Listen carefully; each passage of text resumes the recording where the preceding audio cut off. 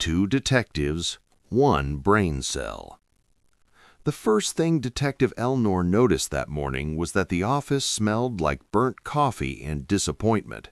The second thing he noticed was Daniel standing over the coffee machine, staring at it like it had personally betrayed him.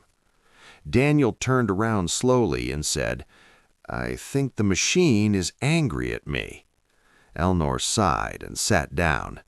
It's 6 in the morning. Nothing good happens at 6 in the morning. Right on cue, the phone rang. Elnur stared at it. He didn't move. Daniel didn't move either. They both waited, hoping the phone would feel awkward and stop ringing. It didn't. Elnur picked it up. "Detective Elnur speaking. Please tell me this is a prank." A nervous voice whispered, "Someone stole my door." Elnur closed his eyes. "Sir, are you sure?" "I woke up and it was gone." The line went dead. Daniel blinked. Did he just say his door was stolen? "Yes," Elnur replied, "and I already hate this case."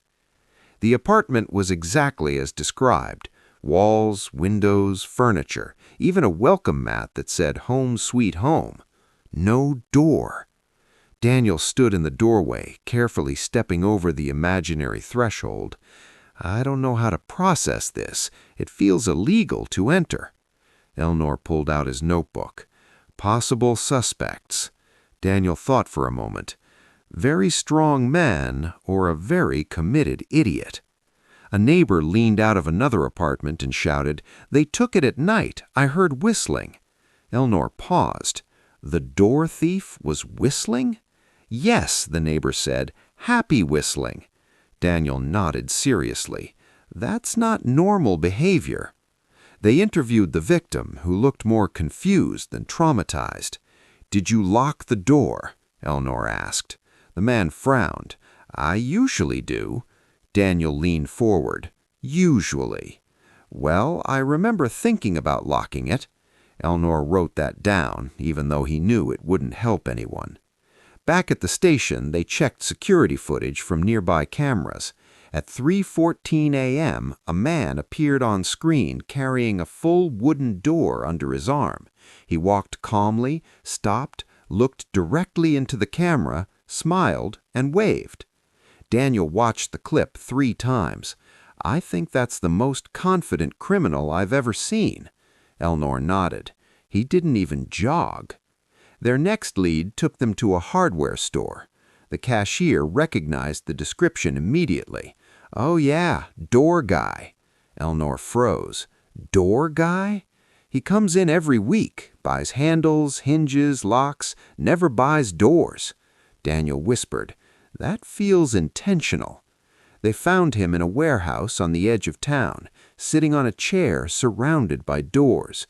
Wooden doors, metal doors, fancy doors, cheap doors. The man looked up and smiled. "Detectives." Daniel blinked. "Okay, first of all, how did you know?" "You look tired. Only detectives look that tired." In the interrogation room, Daniel tried to sound intimidating. "Why the doors?" he asked. The man shrugged. "Walls get lonely." Elnur rubbed his temples. "That's not an answer." "It is to me." Daniel nodded slowly. "I don't like him, but I understand him." The man explained that he used to be a locksmith. After 20 years, he said, doors started calling to him. Not literally, he clarified, more emotionally. Elnur didn't write that part down. While searching the warehouse, Daniel noticed something strange. Names were written on the doors. He stopped. Elnur?" Elnur walked over. His name was written on another door. They stared at each other. Daniel swallowed. "Why do we have doors?" The man smiled. "Everyone deserves an exit." Daniel stared at him.